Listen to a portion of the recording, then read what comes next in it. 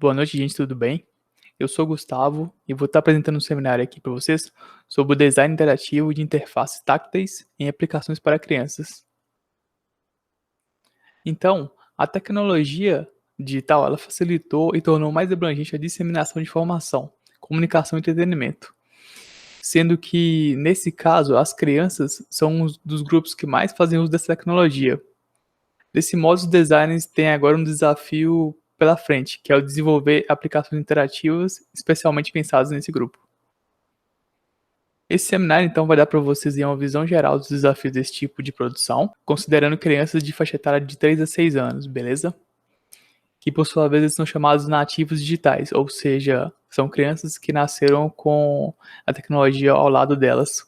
A gente deve levar em conta também que, por se tratar de aplicações para dispositivos móveis, ela tem um funcionamento um pouco diferente de aplicações web, se a gente estiver analisando a aplicação web, por exemplo. Então, primeira coisa que a gente tem que considerar, crianças não são pequenos adultos.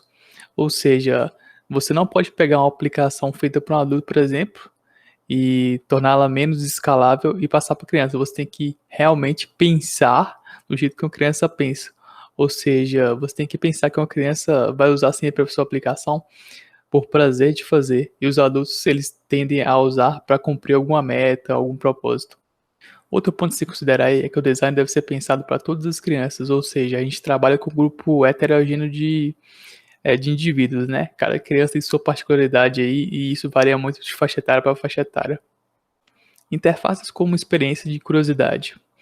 Bom, o design de interação de interface para criança é um assunto que já vem sendo estudado aí por vários autores. Você tem o Drew em 99, o Devon Howick Knight em 2008, o Dick Hellman em 2014 e o Howard em 2008, nomeadamente na conferência anual Interaction Design and Children.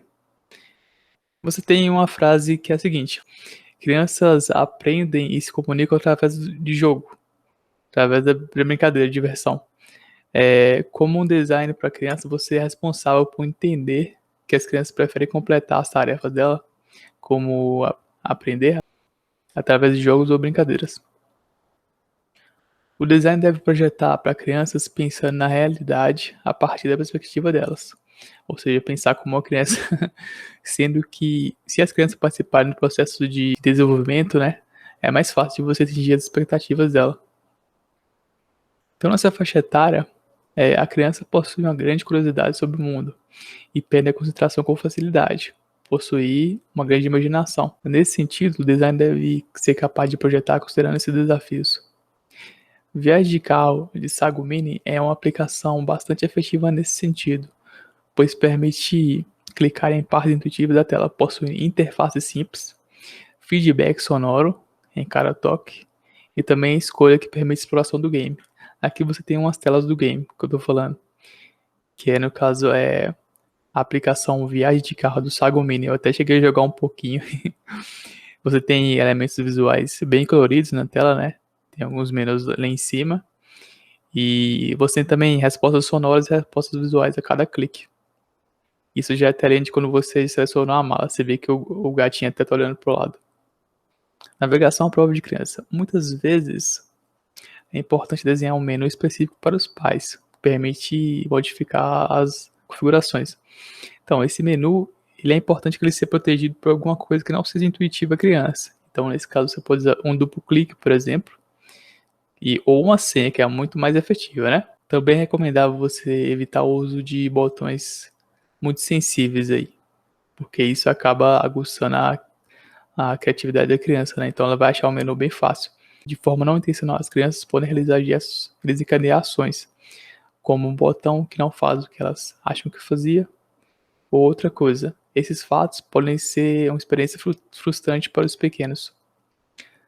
Então, por diversas vezes, vai ocorrer da criança cobrir parte do visor das bordas no caso de tablet ou iPad, sendo que essa criança geralmente ela tende a segurar o tablet de forma horizontal. Assim, um toque longo deve ser diferenciado de um toque breve, de forma que o toque longo não execute uma ação. A gente lembra que a criança tende a segurar o tablet na horizontal, é o que eu acabei de falar. Isso deve ser levado em consideração especialmente no posicionamento do botão de menu de aplicação, ou seja, você tem aí um menu de aplicação que fica lá em cima, tá vendo? Então é bem difícil da criança clicar acidentalmente, mesmo que ela segure por cima da borda de forma horizontal. Feedback e recompensa. As crianças têm expectativa de ver o resultado de suas ações imediatamente. Se nada acontece quando interage com a aplicação, elas podem assumir duas posturas aí. Podem clicar várias vezes até tentar gerar alguma resposta, o que pode gerar erro na aplicação, ou elas podem perder o interesse na aplicação, o que pode gerar muitos resultados negativos aí nas avaliações. Mais uma vez, lembre-se, crianças não são pequenos adultos. Logo, encontra feedbacks a todo instante. São uma coisa chata para o adulto lidar. Para a criança, feedback o tempo todo, de uma forma divertida ou inesperada, é um estímulo para ela continuar se divertindo, explorando e aprendendo com aplicação, beleza? Então, um bom feedback é aquele que ocorre ao cumprir cada passo de uma atividade, ou cada passo de um jogo, por exemplo. Tarefa simples, desafiantes e sem instruções. Crianças na faixa etária de 3 a 6 anos geralmente não possuem alta capacidade de leitura e escrita. Dessa forma, deve-se evitar ao máximo o uso de textos e facilitar a compreensão pela redução de carga cognitiva. Então, quanto mais tranquilo for para a criança pensar e desenvolver o raciocínio, melhor. E também deve-se evitar o uso de textos. Embora seja uma questão mais difícil de ser resolvida, a participação dos pais é importante. Se você conseguir criar algumas telas que precisam da ajuda dos pais de forma intencional e que ainda seja divertido, é importante porque aí vai ter uma interação entre o pai e o filho aí nesse caso, ou a mãe e o filho. O design da aplicação deve possuir cores e formas variadas de forma a estimular seu uso. Porém, os elementos devem ser claros sobre onde é possível clicar. Ou seja, você tem alguns elementos na tela e você tem muitas cores. Então, quanto mais você indicar onde você pode clicar, é melhor para a criança. Nesse caso, aí você tem um aplicativo Toca Doctor, onde você vê os pontos clicáveis aí na tela. Então, ao lidar com a aplicação pela primeira vez, é muito comum a criança, sair clicando em tudo quanto é lugar e talvez ela vai clicar em lugar que não tem interação. E isso pode gerar uma frustração para ela. Então, para resolver esse problema, a gente pode desenhar elementos com características que indiquem que são clicáveis, ou seja, pode usar contorno ou uma sombra desses elementos. Isso se dá o nome de affordances, que é você identificar a qualidade de um objeto pelos seus atributos.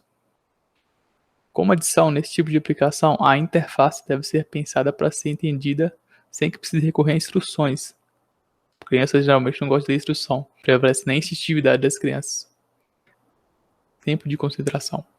Estudos indicam que um tempo maior que 10 segundos é suficiente para a criança perder a vontade de usar a aplicação. Uma forma eficaz de controlar isso é você colocar alguma coisa ali durante o carregamento que estimula a imaginação da criança e a curiosidade.